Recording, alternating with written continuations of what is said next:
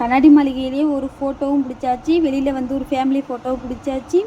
அதுக்கப்புறம் போட்டில் விளையாடணும் பிள்ளைங்க ஆசைப்பட்டாங்க. இந்த பாருங்க போட்டில் விளையாண்டுக்கிட்டு இருக்காங்க. மணிமண்டபம், சிவகங்கை பூங்கா எல்லாம் திறக்கலை, அதான் வேலை நடந்துக்கிட்டு இருக்குது. அதனால் புதுசாக ஒரு பூங்கா ஒன்று ஓப்பன் பண்ணியிருக்காங்க. அதான் ஒரு பிள்ளைக்கு வந்து 50 ரூபாங்க இந்த போட்டில் விளையாடுறதுக்கு. ஏதோ இந்த பூங்கா இந்த வருஷம் இந்த பிள்ளைங்க விளையாடுறாங்க. ஆனால் நல்லா இருக்குது, இந்த பூங்காவும் நல்லா அருமையாக தான் இருக்குது. அதுக்கப்புறம் எல்லாம் ஆளுக்கு ஒரு போட்டில் அவங்க சொல்லிட்டாங்க, எவ்வளோ மணி நேரம் வேணாலும் பிள்ளைங்களுக்கு கை வலிக்கிற வரை விளையாடலாம் அப்படின்னு சொல்லிட்டாங்க. அதான் பிள்ளைங்க விளையாண்டுக்கிட்டு இருக்காங்க. பிள்ளைங்களை விளையாட விட்டுட்டு நானே வீட்டுக்காரவங்களும் பிள்ளைங்களுக்கு ஸ்கூல் ட்ரெஸ் எடுக்கிறதுக்காண்டி போயிட்டோம் கடைக்கு.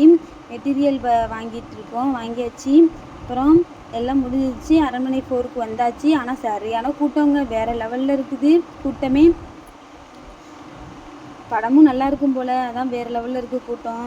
எல்லாம் வரிசை கட்டி உட்கார ஆரம்பிச்சிட்டாங்க பசங்க, உட்கார வச்சாச்சு. படமும் போட்டாச்சு. தேட்டரில் எல்லாரையும் உட்கார வச்சாச்சு.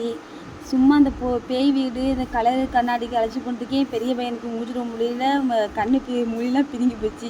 இந்த பேய் படத்தை பார்த்துட்டு என்ன பண்ண போகிறானே தெரியலை. நல்லா இருக்கும் போல் படம், வேறு லெவலில் இருக்கும் போல். நீங்களும் உங்கள் பிள்ளைங்களை அழைச்சிக்கிட்டு போங்க இந்த அரண்மனை 4க்கு. வேறு லெவலில் இருக்குது, பாருங்கள், என்ஜாய் பண்ணுங்கள். இந்த வீடியோ உங்களுக்கு பிடிச்சிருந்தா ஷேர் பண்ணுங்கள், கமெண்ட் பண்ணுங்கள், சப்ஸ்கிரைப் பண்ணுங்கள், பெல் பட்டனை கிளிக் பண்ணிடுங்க. பாய்.